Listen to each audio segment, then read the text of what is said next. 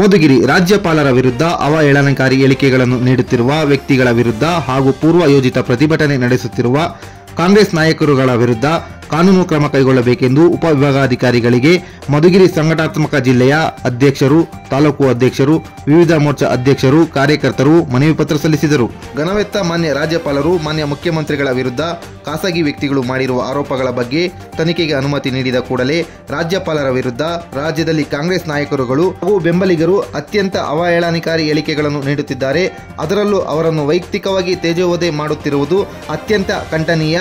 ಮೊದಲಿನಿಂದಲೂ ಸಾಂವಿಧಾನಿಕ ಹುದ್ದೆಯಲ್ಲಿರುವವರನ್ನು ಅತ್ಯಂತ ಹೀನಾಯವಾಗಿ ನಡೆಸಿಕೊಂಡ ಕಾಂಗ್ರೆಸ್ ನಾಯಕರು ಈಗಲೂ ಅದೇ ಚಾಳಿಯನ್ನು ಮುಂದುವರಿಸಿದ್ದಾರೆ. ಅದರಲ್ಲೂ ರಾಜ್ಯದಲ್ಲಿ ತನ್ನ ಅಧಿಕಾರವನ್ನು ದುರುಪಯೋಗಪಡಿಸಿಕೊಂಡು ವಾಲ್ಮೀಕಿ ಅಭಿವೃದ್ಧಿ ನಿಗಮದ ಹಣ ವರ್ಗಾವಣೆ ಕಾರಣರಾದ ಹಾಗೂ ಮುಂಡಾದ ನಿವೇಶನಗಳು ತಮ್ಮ ಪತಿಗೆ ಅಕ್ರಮವಾಗಿ ವರ್ಗಾಯಿಸಿಕೊಳ್ಳುವ ಮೂಲಕ ನಾಡಿನ ಪರಿಶಿಷ್ಟ ಜಾತಿ ಪಂಗಡಗಳ ಜನತೆಗೆ ಅನ್ಯಾಯ ಮಾಡಿದ ಮುಖ್ಯಮಂತ್ರಿ ಸಿದ್ದರಾಮಯ್ಯನವರು ಮತ್ತು ಕಾಂಗ್ರೆಸ್ ನಾಯಕರು ಈಗ ಶೋಷಿತ ವರ್ಗಕ್ಕೆ ಸೇರಿದ ರಾಜ್ಯಪಾಲರ ಮೇಲೆ ಮುಗಿಲು ಬಿದ್ದಿರುವುದು ಕಾಂಗ್ರೆಸ್ ಪಕ್ಷದ ಶೋಷಿತ ಸಮುದಾಯದ ವಿರೋಧ ಪ್ರವೃತ್ತಿಯ ದ್ಯೋತಕವಾಗಿದೆ.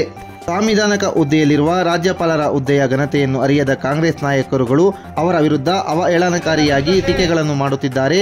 ಆದಿ ಬೀದಿಯಲ್ಲಿ ಅವರ ಪ್ರಕೃತಿಯನ್ನು ಸುಡುವಂತಹ ಹೀನ ಕೃತ್ಯಕ್ಕೆ ಇಳಿದಿದ್ದಾರೆ. ಮುಖ್ಯಮಂತ್ರಿಗಳ ಮೇಲೆ ಬಂದ ಆರೋಪಗಳ ಬಗ್ಗೆ ತನಿಖೆಗೆ ಆದೇಶಿಸುವುದು ರಾಜ್ಯಪಾಲರಿಗೆ ಸಂವಿಧಾನ ನೀಡಿರುವ ಅಧಿಕಾರ.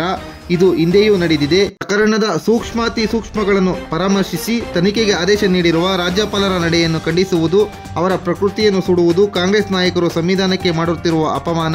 ಇಂತಹ ಕೃತ್ಯಗಳನ್ನು ಪೊಲೀಸರ ಸಮ್ಮುಖದಲ್ಲಿಯೇ ಮಾಡುತ್ತಿರುವ ಕಾಂಗ್ರೆಸ್ ನಾಯಕರುಗಳ ಮೇಲೆ ಕ್ರಮ ಕೈಗೊಳ್ಳದೆ ಪೊಲೀಸ್ ಇಲಾಖೆ ನಿರ್ಲಕ್ಷ್ಯ ತಳೆದಿದೆ. ಅಲ್ಲದೆ ಒಬ್ಬ ಪರಿಶಿಷ್ಟ ಜಾತಿಗೆ ಸೇರಿದ ರಾಜ್ಯಪಾಲರ ಬಗ್ಗೆ ಸಾರ್ವಜನಿಕವಾಗಿ ಅವಹೇಳನಕಾರಿ ಹೇಳಿಕೆಗಳನ್ನು ನೀಡುತ್ತಿರುವ ಕಾಂಗ್ರೆಸ್ ನಾಯಕರ ವಿರುದ್ಧ ಜಾತಿ ನಿಂದನೆ ಕೇಸ್ಗಳನ್ನು ದಾಖಲಿಸಬೇಕಾಗಿದೆ. ಇಂತಹ ಹೇಳಿಕೆಗಳನ್ನು ಸಂವಿಧಾನಕ್ಕೆ ಮತ್ತು ಪರಿಶಿಷ್ಟ ಜನಾಂಗಕ್ಕೆ ಮಾಡಿದ ಅವಮಾನ ರೀತಿಯ ಸಾಂವಿಧಾನಿಕ ಹುದ್ದೆಯಲ್ಲಿರುವ ವ್ಯಕ್ತಿಯ ವಿರುದ್ಧ ಪ್ರತಿಭಟನೆ ಹಾಗೂ ಅವಹೇಳನಕಾರಿ ಹೇಳಿಕೆಗಳು ನಡೆಯುತ್ತಿದ್ದರೂ ಕಾರಣರಾದ ವ್ಯಕ್ತಿಗಳ ವಿರುದ್ಧ ಒಂದು ಪ್ರಕರಣವೂ ದಾಖಲಾಗಿರುವುದು ಪ್ರಕರಣಕ್ಕೆ ಗಂಭೀರತೆಯನ್ನು ಪೊಲೀಸ್ ಇಲಾಖೆ ಅರಿತಿಲ್ಲ ಎಂಬ ಅನುಮಾನಗಳು ಸಾರ್ವಜನಿಕವಾಗಿ ಮೂಡಲು ಕಾರಣವಾಗುತ್ತದೆ. ಅಧಿಕಾರಕ್ಕಾಗಿ ಪರಿಶಿಷ್ಟ ಜಾತಿ ಮತ್ತು ಪಂಗಡದ ಹೆಸರನ್ನು ಬಳಸಿಕೊಳ್ಳುವ ಅಧಿಕಾರ ಬಂದ ಮೇಲೆ ಆ ಜನಾಂಗಕ್ಕೆ ಸೇರಬೇಕಾದ ಹಣವನ್ನು ದುರ್ಬಳಕೆ ಮಾಡಿಕೊಳ್ಳುವ ಕಾಂಗ್ರೆಸ್ ನಾಯಕರು ಈಗ ನಿಯಮಾವಳಿಗಳ ಪ್ರಕಾರವೇ ಮುಖ್ಯಮಂತ್ರಿಗಳ ವಿರುದ್ಧ ತನಿಖೆ ನಡೆಸಲು ಅನುಮತಿ ನೀಡಿದ ಪರಿಶಿಷ್ಟ ಜಾತಿಗೆ ಸೇರಿದ ರಾಜ್ಯಪಾಲರನ್ನು ವೈಯಕ್ತಿಕವಾಗಿ ನಿಂದನೆ ಮಾಡುವಂತಹ ಕೀಳು ಮಟ್ಟಕ್ಕೆ ಇಳಿದಿರುವುದು ಅತ್ಯಂತ ದುರದೃಷ್ಟಕರ. ಅದರಲ್ಲೂ ಸಾಂವಿಧಾನಿಕ ಹುದ್ದೆಯನ್ನು ಅಲಂಕರಿಸಿರುವ ನಿಯಮಾವಳಿಗಳ ಪ್ರಕಾರವೇ ತನಗಿರುವ ಅಧಿಕಾರವನ್ನು ಉಪಯೋಗಿಸಿಕೊಂಡು ತನಿಖೆಗೆ ಅನುಮತಿ ನೀಡಿರುವ ರಾಜ್ಯಪಾಲರನ್ನು ಕಾಂಗ್ರೆಸ್ ನಾಯಕರು ಹಾಗೂ ಹಿಂಬಾಲಕರು ನಿಂದಿಸುತ್ತಿರುವುದು ಮಾನ್ಯ ರಾಜ್ಯಪಾಲರು ಒಬ್ಬ ಪರಿಶಿಷ್ಟ ಜಾತಿಗೆ ಸೇರಿದವರು ಎನ್ನುವ ಕಾರಣದಿಂದಲೇ ಎನ್ನುವ ಅನುಮಾನಗಳು ಮೂಡುತ್ತಿವೆ. ರಾಜ್ಯಪಾಲರು ಸಾಂವಿಧಾನಿಕ ಹುದ್ದೆಯಲ್ಲಿದ್ದು ಸಾರ್ವಜನಿಕರ ವೈಯಕ್ತಿಕ ದಾಳಿಯನ್ನು ಎದುರಿಸಲು ಸಾಧ್ಯವಿಲ್ಲ ಹಾಗೂ ವಾಕ್ ಸ್ವಾತಂತ್ರ್ಯದ ನೆಪದಲ್ಲಿ ವ್ಯಕ್ತಿಯ ಪ್ರತಿಷ್ಠೆಗೆ ಧಕ್ಕೆ ತರುವ ಮಾನಹಾನಿಕರ ಹೇಳಿಕೆಗಳನ್ನು ನೀಡುವಂತಿಲ್ಲ ಎಂದು ಕಲ್ಕತ್ತಾ ಉಚ್ಚ ನ್ಯಾಯಾಲಯವು ಆದೇಶಿಸಿದೆ. ಹೀಗಿದ್ದರೂ ಬಾಂಗ್ಲಾದೇಶದ ಪ್ರಧಾನಮಂತ್ರಿ ಶ್ರೀಮತಿ ಶೇಖ್ ಹಸೀನಾಗೆ ಬಂದ ಗತಿ ತಮಗೂ ಬರುತ್ತದೆ. ನಾವು ಕಾಂಗ್ರೆಸ್ಸಿಗರು ರಾಜಭವನಕ್ಕೆ ನುಗ್ಗಿ ತಮ್ಮನ್ನು ಓಡಿಸುವ ಕೆಲಸವನ್ನು ಮಾಡುತ್ತೇವೆ ಎಂದು ಪ್ರಚೋದನಕಾರಿ ಹೇಳಿಕೆ ನೀಡಿರುವ ವಿಧಾನ ಪರಿಷತ್ ಸದಸ್ಯ ಐವಾನ್ ಡಿಸೋಜಾ ಮತ್ತು ರಾಜ್ಯದಲ್ಲಿ ಕಾನೂನು ಸುವ್ಯವಸ್ಥೆ ಹದಗೆಟ್ಟರೆ ಅದಕ್ಕೆ ರಾಜ್ಯಪಾಲರೇ ಕಾರಣ ಎಂಬ ವಿವಾದಾತ್ಮಕ ಹೇಳಿಕೆ ನೀಡಿರುವ ಸಚಿವ ಜಮೀರ್ ಅಹಮದ್ ಹಾಗೂ ಅವ್ಯಾಚ್ಯ ಶಬ್ದಗಳಿಂದ ನಿಂದಿಸಿರುವ ಸಚಿವ ಕೃಷ್ಣ ಬೈರೇಗೌಡ, ದಿನೇಶ್ ಗುಂಡೂರಾವ್, ಶಾಸಕರಾದ ನಂಜೇಗೌಡ ಹಾಗೂ ಇನ್ನು ಅನೇಕ ಕಾಂಗ್ರೆಸ್ ಮುಖಂಡರ ವಿರುದ್ಧ ಜಾತಿ ನಿಂದನೆ ಹಾಗೂ ಗೂಂಡ ಕಾಯ್ದೆಯಡಿ ತಕ್ಷಣ ಬಂಧಿಸಿ ಕಾನೂನು ಕ್ರಮ ಕೈಗೊಂಡು ರಾಜ್ಯಪಾಲರ ವಿರುದ್ಧ ವೈಯಕ್ತಿಕ ನಿಂದನಾ ಹೇಳಿಕೆಗಳನ್ನು ನೀಡುತ್ತಿರುವ ಹಾಗೂ ಪ್ರತಿಭಟನೆ ಮೂಲಕ ಸಾಂವಿಧಾನಿಕ ಹುದ್ದೆಯಾದ ರಾಜ್ಯಪಾಲರ ಹುದ್ದೆಗೆ ಅಗೌರವ ತೋರಿಸುತ್ತಿರುವ ಕಾಂಗ್ರೆಸ್ ನಾಯಕರುಗಳನ್ನು ಜಿಲ್ಲೆಯಲ್ಲಿ ಗುರುತಿಸಿ ಅವರ ವಿರುದ್ಧ ಕಾನೂನು ಕ್ರಮ ಕೈಗೊಳ್ಳಬೇಕು ಮತ್ತು ಈ ರೀತಿಯ ಅವಹೇಳನಕಾರಿ ಮತ್ತು ಪೂರ್ವಯೋಜಿತ ಪ್ರತಿಭಟನೆಗಳು ನಡೆಯದಂತೆ ಕ್ರಮ ಕೈಗೊಳ್ಳಬೇಕೆಂದು, ಇಲ್ಲದಿದ್ದರೆ ಬಿಜೆಪಿ ಉಗ್ರ ಹೋರಾಟವನ್ನು ಕೈಗೊಳ್ಳಬೇಕಾಗುತ್ತದೆ ಎಂದು ಮಧುಗಿರಿ ಬಿಜೆಪಿ ಸಂಘಟನಾತ್ಮಕ ಜಿಲ್ಲೆಯ ಜಿಲ್ಲಾಧ್ಯಕ್ಷ ಬಿಸಿ ಹನುಮಂತೇಗೌಡ ಆಗ್ರಹಿಸಿದರು. ತೊಲಗಲಿ ತೊಲಗಲಿ ತೊಲಗಲಿ ತೊಲಗಲಿ.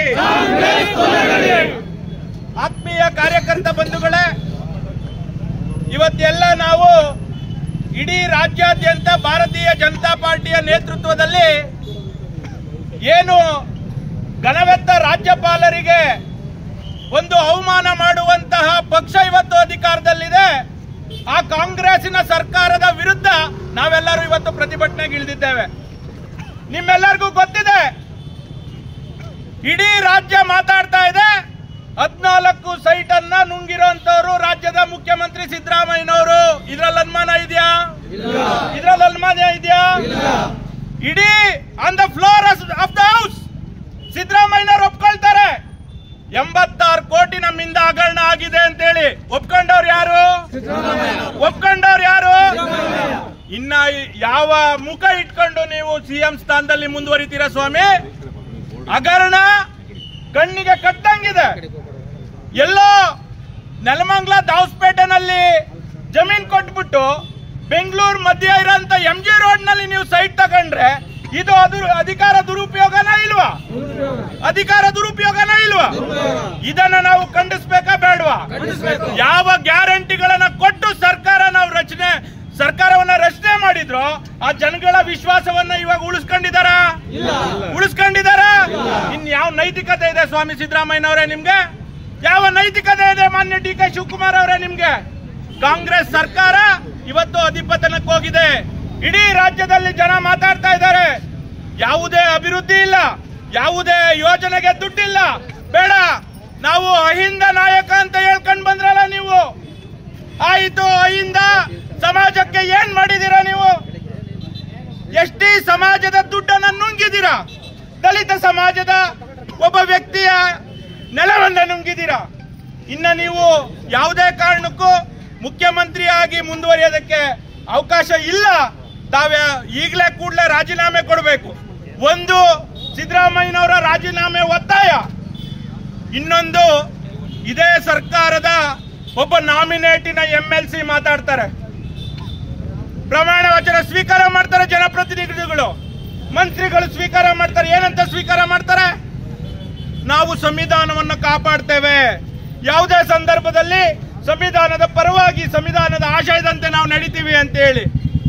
ಇಲ್ಲಿನ ಪೊಲೀಸ್ ಇಲಾಖೆಗೆ ಪ್ರಶ್ನೆ ಮಾಡ್ತೀನಿ ನಾನು, ಏನ್ ಮಾಡ್ತಾ ಇದ್ದೀರಾ ನೀವು? ಒಬ್ಬ MLC ಒಬ್ಬ ಘನವೆತ್ತ ರಾಜ್ಯಪಾಲರ ವಿರುದ್ಧ ಅವಹೇಳನಕಾರಿಯಾಗಿ ಹೇಳಿಕೆ ಕೊಡ್ತಾನೆ ಅಂತಂದ್ರೆ ಅವನ್ನ ಒದ್ದು ಒಳಗಾಕ್ಬೇಕಾ ಇಲ್ವಾ? ಯಾಕೆ ತಡ ಮಾಡ್ತೀರಾ ಸ್ವಾಮಿ? ಯಾಕೆ ತಡ ಮಾಡ್ತಾ ಇದ್ದೀರಿ? ಯಾವ ಘನವೆತ್ತ ರಾಜ್ಯಪಾಲರಿಗೆ ಅವಹೇಳನ ಮಾಡಿದಂತ ವ್ಯಕ್ತಿನ, ಜನಪ್ರತಿನಿಧಿ ಆಗಕ್ಕೆ ನಾಲಾಯಕ ಆಗಿರೋ ಅಂತ ವ್ಯಕ್ತಿನ ನೀವು ಕಾಂಗ್ರೆಸ್ ಸರ್ಕಾರದಲ್ಲಿ MLC ಮಾಡ್ಕೊಂಡಿದ್ದೀರಿ. ಈ ನೈತಿಕತೆ ಹೊಣೆವನ್ನ ಮಾನ್ಯ ಸಿದ್ದರಾಮಯ್ಯನವರೇ ಹೊರಬೇಕು. ರಾಜ್ಯಪಾಲರಿಗೆ, ಈ ರಾಜ್ಯದಲ್ಲಿ ಪ್ರಮುಖ ವ್ಯಕ್ತಿಗೆ ಅವಮಾನ ಮಾಡ್ತೀರಾ ಅಂತಂದ್ರೆ ನೀವು ಯಾವ ರೀತಿಯಾಗಿ ನೀವು ಸರ್ಕಾರ ನಡೆಸಕ್ಕೆ ಅರ್ಹರು ಅಂತ ಹೇಳಿ ಜನತೆಗೆ ಆಮೇಲೆ ನೀವು ಸರ್ಕಾರವನ್ನ ನಡೆಸ್ರಿ.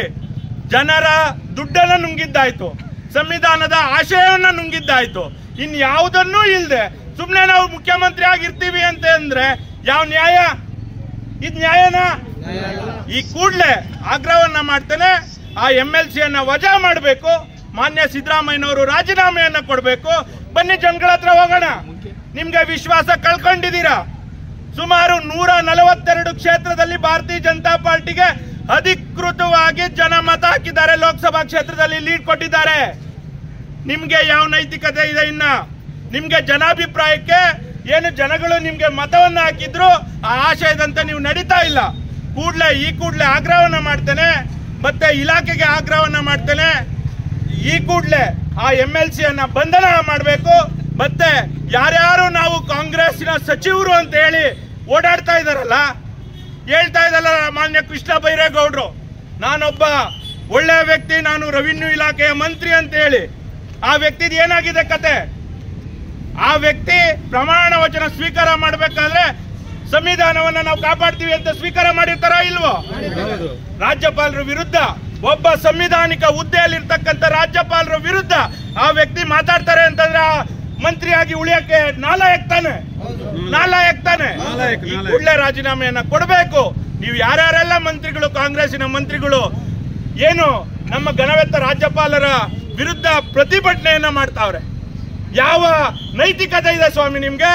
ನೀವು ಹಗರಣ ಮಾಡಿದ್ದೀರಿ, ನಿಮ್ ವಿರುದ್ಧ ಪ್ರಾಸಿಕ್ಯೂಷನ್ಗೆ ಅನುಮತಿಯನ್ನ ಕೊಟ್ಟಿದ್ದಾರೆ. ಯಾವುದೇ ರಾಜ್ಯಪಾಲರು, ಯಾವುದೇ ಸಂವಿಧಾನಿಕ ಹುದ್ದೆಯಲ್ಲಿರ್ತಕ್ಕಂಥವ್ರು ಸುಮ್ನೆ ಪ್ರಾಸಿಕ್ಯೂಷನ್ ಕೊಡಲ್ಲ.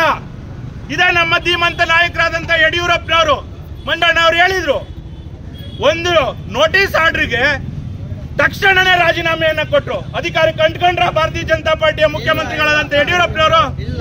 ಈಗ ಹೇಳಿ ಸ್ವಾಮಿ, ನೀವು ಈ ಕೂಡಲೇ ನೀವು ರಾಜೀನಾಮೆಯನ್ನ ಕೊಡಬೇಕು. ಇದು ಸಾಂಕೇತಿಕವಾಗಿ ಇಡೀ ರಾಜ್ಯದಲ್ಲಿ ಪ್ರತಿಭಟನೆಯನ್ನ ಮಾಡ್ತಾ ಇದ್ದೇವೆ. ಈ ಮೂಲಕ ಎಚ್ಚರಿಕೆಯನ್ನ ಕೊಡ್ತೇವೆ ಭಾರತೀಯ ಜನತಾ ಪಾರ್ಟಿ ಕಡೆಯಿಂದ. ನೀವು ಈ ಕೂಡಲೇ ರಾಜ್ಯಪಾಲರಿಗೆ ಏನಾದರೂ ಅವಹೇಳನಕಾರಿಯಾಗಿ ಮಾತಾಡಿದ್ರೆ ಮತ್ತೆ ಬೇರೆ ತರವಾಗಿ ಅವಮಾನ ಮಾಡಿದ್ರೆ ಇದನ್ನ ಸಹಿಸೋದಿಲ್ಲ. ಭಾರತೀಯ ಜನತಾ ಪಾರ್ಟಿಯ ಕಾರ್ಯಕರ್ತರು ಯಾವತ್ತು ಸಂವಿಧಾನದ ಆಶಯದಂತಾನೇ ನಡೀತಾರೆ, ಅದರಲ್ಲಿ ಅನುಮಾನ ಇಲ್ಲ. ಯಾವುದೇ ಈ ರೀತಿ ಅಹಿತಕರ ಘಟನೆಗಳು ಅಂದ್ರೆ ಏನು MLCಯ ವಿವಾದಾತ್ಮಕ ಹೇಳಿಕೆಗಳು ಬರೋ ತರವಾಗಿ ಆಗಬಾರ್ದು. ಈ ಕೂಡಲೇ ಆ ವ್ಯಕ್ತಿಯ ಬಂಧನ ಆಗಬೇಕು. ರಾಜ್ಯದಲ್ಲಿ ಸರ್ಕಾರ ನಡೆಸೋದಕ್ಕೆ ನೀವು ನಾಲಾಯಕ್ಕಿದ್ದೀರಾ, ಕೂಡಲೇ ರಾಜೀನಾಮೆಯನ್ನು ಕೊಡಬೇಕು ಅಂತೇಳಿ ಭಾರತೀಯ ಜನತಾ ಪಾರ್ಟಿ ಮಧುಗಿರಿ ಸಂಘಟನಾತ್ಮಕ ಜಿಲ್ಲೆಯಿಂದ ಆಗ್ರಹವನ್ನ ಮಾಡ್ತೀವಿ. ನಮ್ಮ ಮಧುಗಿರಿ ಜಿಲ್ಲೆಯ ಭಾರತೀಯ ಜನತಾ ಪಾರ್ಟಿಯ ಏನು ಕಾಂಗ್ರೆಸ್ ಸರ್ಕಾರದ ವಿರುದ್ಧ ಈ ಪ್ರತಿಭಟನೆ ನೇತೃತ್ವ ಇರತಕ್ಕಂಥ ನಮ್ಮ ಜಿಲ್ಲಾ ಅಧ್ಯಕ್ಷ ಆಗಿರ್ತಕ್ಕಂಥ ಹನುಮಂತೇಗೌಡ್ರೆ, ಹಿರಿಯರು ಉಪಾಧ್ಯಕ್ಷರಾಗಿರ್ತಕ್ಕಂಥ ಲಕ್ಷ್ಮೀಪತಿಯವರೇ, ಇನ್ನೋರ್ವರು ನನ್ನ ಸ್ನೇಹಿತರು ಹಿರಿಯರಾಗಿರ್ತಕ್ಕಂಥ ಡಾಕ್ಟರ್ ವೆಂಕಟರಾಮರವರೇ ಮತ್ತು ಎಲ್ಲ ಜಿಲ್ಲಾ ಪ್ರಧಾನ ಕಾರ್ಯದರ್ಶಿಗಳಾಗಿರ್ತಕ್ಕಂಥ ಮೂರ್ತಿ ಮತ್ತು ನರಸಿಂಹಮೂರ್ತಿ ಮತ್ತು ಎಲ್ಲ ಜಿಲ್ಲಾ ಮೋರ್ಚಾ ಪದಾಧಿಕಾರಿಗಳು, ಮಂಡಲ ಅಧ್ಯಕ್ಷರು ಮತ್ತು ಬಂಧುಗಳೇ, ಈಗಾಗಲೇ ನಿಮಗೆ ಗೊತ್ತಿರೋದಂಗೆ ಸರ್ಕಾರ ಬಂದು ಇಲ್ಲಿ ಸುಮಾರು 18 ತಿಂಗಳಾಗಿದೆ. 18 ಹಗರಣಗಳನ್ನು ಮಾಡಿದೆ ಸರ್ಕಾರ. ಇವತ್ತು ಜನಗಳಿಗೆ ಗ್ಯಾರಂಟಿಗಳನ್ನು ಕೊಟ್ಕೊಂಡ್ಬಂದು ಅದನ್ನೇ ಗ್ಯಾರಂಟಿ ಅಂತ ಹೇಳಿ ಮೋಸ ಮಾಡಿಬಿಟ್ಟು ಜನರು ಓಟ್ ಹಾಕ್ಕೊಂಡು ಇವತ್ತು ಸರ್ಕಾರ ಇವತ್ತು ಜನಗಳನ್ನು ಹೈರಾಣಿಗೆ ತಂದಿದ್ದಾರೆ. ಈಗಾಗಲೇ ನಿಮಗೆಲ್ಲರೂ ಗೊತ್ತಿದೆ, ರಾಜ್ಯದಲ್ಲಿ ಯಾವುದೇ ಒಂದು ಅಭಿವೃದ್ಧಿ ಕಾರ್ಯ ಆಗ್ತಾ ಇಲ್ಲ. ಯಾಕೆ ಆಗ್ತಾ ಇಲ್ಲ ಅಂದರೆ ಇವರು ಹಗರಣಗಳಿಂದ ಯಾವುದೇ ಅಭಿವೃದ್ಧಿ ಕಾರ್ಯ ಆಗ್ತಿಲ್ಲ. ಮೊನ್ನೆ ಈ ಹಗರಣದ ಬಗ್ಗೆ ರಾಜ್ಯಪಾಲರು ಒಂದು ಮಾನ್ಯ ಮುಖ್ಯಮಂತ್ರಿಗಳ ಸಿದ್ದರಾಮಯ್ಯರು ಒಂದು ನೋಟಿಸನ್ನು ಕೊಟ್ಟಿದ್ದಾರೆ. ನಿಮ್ಗೆಲ್ಲರೂ ಗೊತ್ತಿದೆ, ಯಾವಾಗ ಹಗರಣಗಳಾದಾಗ ರಾಜ್ಯಪಾಲರು ಒಂದು ಮಧ್ಯಪ್ರವೇಶಕ್ಕಂಥ ಸಂವಿಧಾನದ ಒಂದು ನಿಯಮ ಇದೆ. ಅದು ರಾಜ್ಯಪಾಲರ ಹುದ್ದೆ ಅಂದರೆ ಅದು ಸಂವಿಧಾನ ತಕ್ಕಂಥ ಹುದ್ದೆ. ಯಾರೇ ಒಬ್ಬ ವ್ಯಕ್ತಿ ಸಂವಿಧಾನ ವಿರುದ್ಧ ಯಾವಾಗ ನಡ್ಕೊಳ್ತಾನೋ ಅವಾಗ ರಾಜ್ಯಪಾಲರು ಮಧ್ಯಪ್ರವೇಶಿಸ್ತಕ್ಕಂಥದ್ದು ಒಂದು ನಿಯಮ. ಅದು ಸಂವಿಧಾನ ತಕ್ಕಂಥ ಬರ್ತಕ್ಕಂಥ ಒಂದು ಕಾನೂನು ಅಡಿಯಲ್ಲಿ ನಮ್ಮ ಘನಮೆತ್ತರ ನಮ್ಮ ಕರ್ನಾಟಕ ರಾಜ್ಯಪಾಲರು ಯಾವಾಗ ಈ ಸರ್ಕಾರ ಹಗರಣಗಳು ಜಾಸ್ತಿ ಆದಾಗ, ನಿಮಗಾಲ ಮೋಡ ಹಗರಣದ ಗೊತ್ತಿದೆ, ವಾಲ್ಮೀಕಿ ಹಗರಣದ ಗೊತ್ತಿದೆ, ಗ್ಯಾರಂಟಿಗಳು ಕೋರ್ಸ ಮಾಡಿದಾಗ ಗೊತ್ತಿದೆ, ಅವಾಗ ಒಂದು ಇಂಟೆಲಿಜೆನ್ಸ್ ರಿಪೋರ್ಟ್ ಹೋಗುತ್ತೆ, ಇಲ್ಲಿ ಹಗರಣ ನಡೆದಿದೆ, ಸರ್ಕಾರ ಈ ಥರ ಮಾಡ್ತಾ ಇದೆ, ಈ ಸರ್ಕಾರ ಎಚ್ಚೆತ್ತುಕೊಳ್ಳೋ ಜವಾಬ್ದಾರಿ ಆದರೆ ರಾಜ್ಯಪಾಲರ ಜವಾಬ್ದಾರಿ. ಅದು ಆ ರಾಜ್ಯಪಾಲರ ಇವರು ಒಬ್ಬ MLC ವಿಧಾನ ಪರಿಷತ್ ಸದಸ್ಯ ಒಬ್ಬ ಬಾಂಗ್ಲಾದೇಶ ಆದಂಗೆ ಆಗುತ್ತೆ ಇವನು ಇದು ರಾಜ್ಯಪಾಲರ ಅಂತ ಹೇಳಿ ಒಂದು ಹೇಳಿಕೆ ಕೊಟ್ಟೋದ್ರಲ್ಲ, ಅವನು ಯಾವ ಪಾರ್ಟಿ ಅವನು ಒಬ್ಬ ಜನಪ್ರತಿನಿಧಿಯಾಗಿ ಅವ್ನು ಕೆಲಸ ಮಾಡ್ತಾನೆ ಡಿಸೋಜ ಅವರು. ನಿಮ್ಗೆಲ್ಲರೂ ಗೊತ್ತಿದೆ ಬಂಧುಗಳೇ, ಯಾಕಂದರೆ ಈ ಸರ್ಕಾರ ಬಂದಲ್ಲಿ ಯಾವುದೇ ಒಂದು ಅಭಿವೃದ್ಧಿ ಆಗ್ತಾ ಇಲ್ಲ. ಜನ ಬೆಳಗ್ಗೆ ತೂ ಚಿ ಅಂತ ಉಯ್ತಾ ಇದ್ದಾರೆ. ಆ ಹೆಣ್ಣು ಮಕ್ಳಿಗಂತ ಬಸ್ನವ್ರಿಗೆ ಶಾಪ ಆಗ್ತಾ, ಆ ಶಾಪ ಯಾರು ತಟ್ಟುತ್ತಾ ದೇವರೊಬ್ಬರಿಗೆ ಗೊತ್ತಾ ಶಾಪ ಅವ್ರವೆಲ್ಲ. ಅಂಥ ಪರಿಸ್ಥಿತಿಯಲ್ಲಿ ಇವತ್ತು ಸರ್ಕಾರ ನಡೀತಾ ಇದೆ. ನಾನು ಈ ಪ್ರತಿಭಟನೆ ಮೂಲಕ ನೇರವಾಗಿ ಹೇಳ್ತಾ ಇದ್ದೀನಿ, ರಾಜ್ಯಪಾಲರನ್ನ ನೇರವಾಗಿ ಇವರು ಹೊಣೆ ಮಾಡಿಬಿಟ್ಟು ಇವತ್ತು ಆ ಸಂವಿಧಾನ ಹುದ್ದೆಗೇ ಇವರದ್ದು ಚಿತ್ತಿದಂತಾರಲ್ಲ, ಇವರು ಯಾವ ಪಡೆ ಸಂವಿಧಾನಕ್ಕೆ ಸರ್ಕಾರ ಮಾಡ್ತಾ ಇದ್ದಾರೆ. ನಾನು ನೇರವಾಗಿ ಸಿದ್ದರಾಮಯ್ಯನವರಿಗೆ ಆಗಲಿ DK ಶಿವಕುಮಾರ್ ನೇರವಾಗಿ ಹೇಳ್ತಾ ಇದ್ದೀನಿ, ಈ ಕೂಡಲೇ ಮೂಢ ಹಗರಣದಲ್ಲಿ ಹೆಚ್ಚು ಕಡೆ ಸಾಬೀತಾಗಿದೆ. ವಾಲ್ಮೀಕಿ ಸಾಬೀತಾಗಲೇ 18 ಅಧಿಕಾರಿಗಳು ಜೈಲಿಗೆ ಹೋಗಿದ್ದಾರೆ. ಮಂತ್ರಿ ರಾಜೀನಾಮೆ ಕೊಟ್ಟಿದ್ದಾರೆ ನಾಗೇಂದ್ರ ಅವರು. ಆ ST ಬೋರ್ಡ್ ಅಧ್ಯಕ್ಷ ಆಗಿರ್ತಕ್ಕ ದದ್ಗಲ್ ಅವರು ಸಹ ಅವರು ಕೇಸ್ನಲ್ಲಿ ಬಿಟ್ಟಾಗಿದ್ದಾರೆ. ಇಂಥ ಪರಿಸ್ಥಿತಿಯಲ್ಲಿ ನೀವು ಕೂಡಲೇ ಇವತ್ತು ಆ CM ಸ್ಥಾನಕ್ಕೆ ರಾಜೀನಾಮೆ ಕೊಟ್ಟು ಏನು ಹಗರಣಗಳಿದ್ದಾವೆ ಆ ಮುಕ್ತಿ ಆದರೆ ಪುನಃ ಬಂದು ಮಾಡಿ ನಮ್ದು ಅಭ್ಯಂತರ ಇಲ್ಲ. ಆದರೆ ಕಾನೂನಾತ್ಮಕವೇ ನಿಮ್ಮ ಮೇಲೆ ಕೇಸಿದ್ದು ನೀವು ಸಂವಿಧಾನ ಗೊತ್ತಿ ಅಧಿಕಾರ ಮಾಡ್ತಿದ್ದು ಎಷ್ಟು ಚಂದ ಇದು. ಅದೇ ರೀತಿ ನಮ್ಮ ಪಕ್ಷದ ನಾಯಕರ ಯಡಿಯೂರಪ್ಪನವರು ಒಂದೇ ಒಂದು ನೋಟಿಸ್ ಕೊಟ್ಟಿದ್ದಕ್ಕೆ ಪ್ರಾಸಿಕ್ಯೂಷನ್ ಆರ್ಡರ್ ಕೊಟ್ಟಿದ್ದು ಇಮ್ಮಿಡಿಯೇಟ್ ರಾಜೀನಾಮೆ ಕೊಟ್ಟವರು ಮನೆಗೆ ಬಂದರು. ನಮ್ಮ ಯಡಿಯೂರಪ್ಪನವರು ಸಿದ್ದರಾಮಯ್ಯ ಪರಿಸ್ಥಿತಿ ಬರಬೇಕು, ಅವರು ಕೊಟ್ಟು ರಾಜೀನಾಮೆ ಕೊಟ್ಟು ಕೂಡಲೇ ಸರ್ಕಾರವನ್ನು ಈ ರಾಷ್ಟ್ರಪತಿಗಳು ಮಧ್ಯಪ್ರವೇಶ ಕಿತ್ತೊಯ್ಯಬೇಕಂತೇಳಿ ಈ ಪ್ರತಿಭಟನೆ ಮೂಲಕ ನಾನು ಆಗ್ರಹ ಮಾಡ್ತೇನೆ. ಪೊಲೀಸ್ ಅಧಿಕಾರಿಗಳನ್ನು ಉದ್ದೇಶಿಸಿ ನಾವು ಮಾತಾಡ್ತಾ ಇದ್ದೀವಿ. ಒಂದೇ ಒಂದು ಸಣ್ಣ ಗಲಾಟೆ ಆದರೆ ಪೊಲೀಸ್ನವರು ಜನಸಾಮಾನ್ಯರನ್ನು ಬಂಧಿಸ್ತಾರೆ. ಸಂವಿಧಾನ ವಿರೋಧಿ ಹೇಳಿಕೆಯನ್ನು ಕೊಟ್ಟಂತ ಒಬ್ಬ ರಾಜ್ಯ ಸರ್ಕಾರದ MLC, ಕಾಂಗ್ರೆಸ್ MLC ನೀವು ಇದುವರೆಗೂ ಯಾಕೆ ಬಂಧಿಸಿಲ್ಲ ಅಂತ ನಾನು ನಿಮ್ಮನ್ನ ಘಂಟಾಘೋಷವಾಗಿ ಕೇಳ್ತೀವಿ. ನಿಮ್ಮ ಉನ್ನತ ಅಧಿಕಾರಿಗಳಿಗೆ ಹೇಳಿ, ಇದುವರೆಗೂ ಕರ್ನಾಟಕವನ್ನ ಬಿಜೆಪಿಯವರನ್ನ ಸಂವಿಧಾನ ವಿರೋಧಿ ಅಂತ ಹೇಳ್ತಿದ್ರು. ಒಬ್ಬ ಘನವೆತ್ತರ ರಾಜ್ಯಪಾಲನನ್ನ ಅವಹೇಳನಕಾರಿಯಾಗಿ ದಾರಿಯಲ್ಲಿ ಅವನ ಶ್ರವವನ್ನು ಹೊತ್ತು ದಲಿತ ಗವರ್ನರ್ ಅವನು ಆತನ್ನ ಅವಮಾನ ಮಾಡಿದ್ದಾರೆ. ಆ ಕೂಡಲೇ ಆತನ್ನ ಬಂಧಿಸಬೇಕಾಗಿತ್ತು. ಆದರೆ ಪೊಲೀಸ್ ಅಧಿಕಾರಿಗಳು ಕಾಂಗ್ರೆಸ್ಸಿನ ಹಿಡಿತಕ್ಕೆ ಸಿಕ್ಕಿ ಅವ್ರನ್ನ ಇದುವರೆಗೂ ಬಂಧಿಸಿಲ್ಲ. ಪೊಲೀಸ್ ಅಧಿಕಾರಿಗಳೇ, ನಿಮ್ಮ ಹಿರಿಯರಿಗೆ ಹೇಳಿ ಕೂಡಲೇ ಅವರನ್ನ ಬಂಧಿಸಬೇಕು. ಇದುವರೆಗೂ ಯಾಕೆ ಬಿಟ್ಕೊಂಡಿದ್ದೀರಾ? ಜನಸಾಮಾನ್ಯರನ್ನು ಬಂಧಿಸೋಕೆ ಮಾತ್ರ ನಿಮ್ಗೆ ಹಕ್ಕಿದೆಯಾ? ದೊಡ್ಡವ್ರನ್ನ ಬಂಧಿಸೋಕೆ ಹಕ್ಕಿಲ್ವಾ? ಜನಸಾಮಾನ್ಯರನ್ನ ತುಳಿದು ದುಪ್ಪಟ್ಟಿ ಮಾಡ್ತಕ್ಕಂಥ ನೀವುಗಳು ದೊಡ್ಡವರನ್ನ ಯಾಕೆ ಕಳ್ತೀರ? ಸಂವಿಧಾನ ವಿರೋಧಿ ಸತ್ಯವಾಗಿ ಅವರನ್ನ ಚಪ್ಪಲಿ ಹೊಡೆದು ಒಬ್ಬ ದಲಿತ ಗವರ್ನರ್ ಅನ್ನ ಅವಮಾನ ಮಾಡಿದ್ದಾರೆ. ಕೂಡಲೇ ಅವರನ್ನ ಬಂಧಿಸಬೇಕು ಅಂತ ಹೇಳಿ ಈ ಮೂಲಕ ಆಗ್ರಹ ಮಾಡ್ತೇನೆ. ಜೈ ಹಿಂದ್.